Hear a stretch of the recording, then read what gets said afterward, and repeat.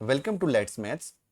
आज का आपका क्वेश्चन है one local and another express train were proceeding in the same direction on parallel tracks at 29 km per hour and 65 km per hour respectively. The driver of the local noticed that it took exactly 16 seconds for the faster train to pass by him.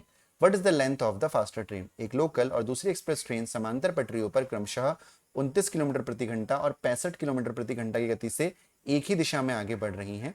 Local के driver ने देखा कि तेज गति वाली train को उसके पास से गुजरने में ठीक 16 सेकंड्स लगे। तेज गति वाली ट्रेन की लंबाई क्या है?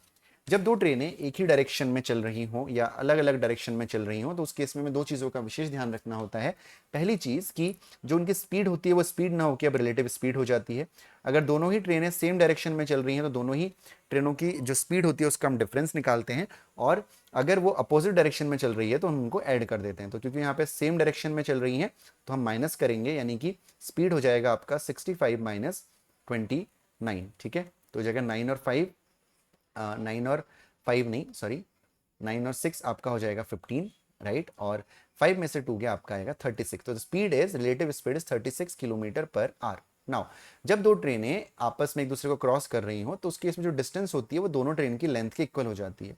क्योंकि यहाँ पे आपको बोला गया है कि दोनों ही ट्रेन चल रही हैं, आगे बढ़ रही हैं। लोकल के ड्राइवर ने देखा कि तेज गति वाली ट्रेन को उसके पास से गुजरने में ठीक 16 सेकंड लगे। तो तेज गति वाली ट्रेन की आपको लंबाई निकलनी है, तो और 16 सेकंड लगे, यानी जो टाइम हमको यहाँ पे दिया हुआ है वो 16 सेकंड्स का दिया हुआ है, राइट।